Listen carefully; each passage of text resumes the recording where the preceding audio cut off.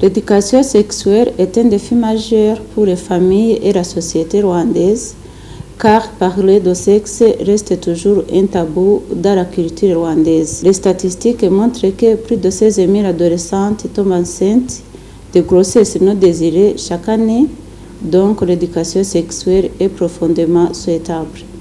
Au cours d'une année d'exécution du projet SDC Rwanda, les sensibilisations communautaires ont été organisées sur la lutte contre les grossesses non désirées, les maladies sexuellement transmissibles ainsi que le counseling sur les conséquences du traumatisme qui découle de la violence basée sur le genre et les violences sexuelles.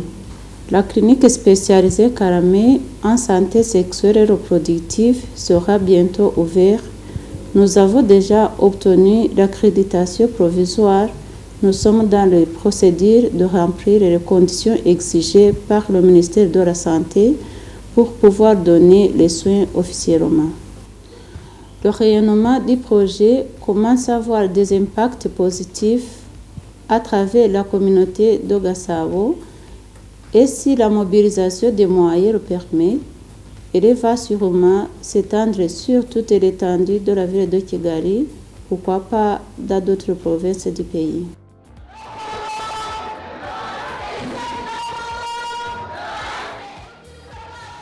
À travers les activités de sensibilisation communautaire, plus de 50 000 personnes ont été sensibilisées sur les différents sujets concernant la santé sexuelle et reproductive et la lutte contre la violence basée sur le genre.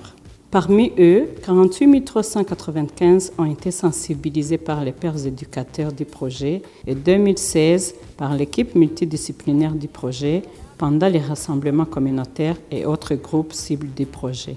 Parmi les services fournis par les pairs éducateurs, il y a la distribution des préservatifs gratuites pour ceux qui en veulent et l'éducation sur leurs utilisations, afin de combattre les infections sexuellement transmissibles, y compris le VIH-Sida. Jusqu'au 31 mars 2024, plus de 28 000 préservatifs ont été distribués. Des informations sur la lutte contre la violence sexuelle ainsi que la santé hétérosexuelle et reproductive sont aussi obtenues sur la hotline gratuite 91. Depuis le mois de janvier 2023 au 31 mars 2024, nous avons reçu plus de 7 000 appels, dont 5 152 ont été identifiés suivant la tranche d'âge et le sexe.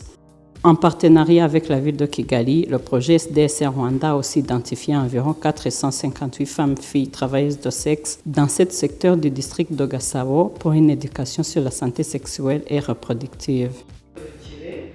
Les réunions de plaidoyer sur les obstacles et les insuffisances contenues dans les lois régissant la santé, droits sexuels et reproductifs ont été conduites, notamment celles avec la Commission sociale du Parlement, Chambre des députés, ainsi que celles avec les institutions publiques, la société civile et les organisations religieuses. Dans ce cadre aussi, un livret de résumé des lois sur la santé sexuelle et reproductive a été élaboré. Quelques défis restent à relever. Les bénéficiaires du projet sont des personnes vulnérables, y compris les mères mineures adolescentes et les travailleuses de sexe. Elles vivent une vie précaire extrêmement dégradée par les difficultés et obstacles qu'elles rencontrent de le rejet par les pères de leurs enfants et de leur propre famille, ainsi que la marginalisation de la communauté, d'où la conséquence de recourir au travail de sexe pour assurer leur vie. Les services du projet se limitent sur l'éducation sexuelle, sans services complémentaires pour pouvoir changer les conditions socio-économiques de la vie de ces bénéficiaires. La quantité de préservatifs prévus par le projet sont insuffisants pour pouvoir protéger beaucoup de vies contre les conséquences qui découlent des relations sexuelles non protégées. L'équipe de pairs éducateurs est très importante et efficace dans l'animation des séances de sensibilisation communautaire où le rendement est hautement satisfaisant. Cependant, leur territoire de couverture est très étendu, de façon que le niveau de prestation engage des efforts considérables au point qu'il faut mettre à leur disposition les frais leur permettant de couvrir les dépenses de transport et d'approvisionnement journalier. Bien qu'il y ait des obstacles, grâce à notre bonne collaboration nous allons arriver au résultat escompté du projet. Nous espérons que l'AMI pourra certes nous aider à pérenniser l'action même après le projet.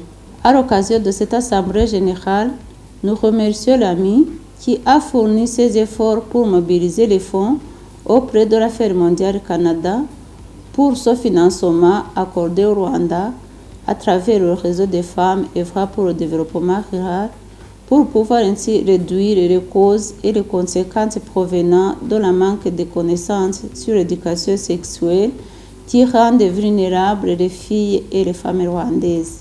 Merci infiniment.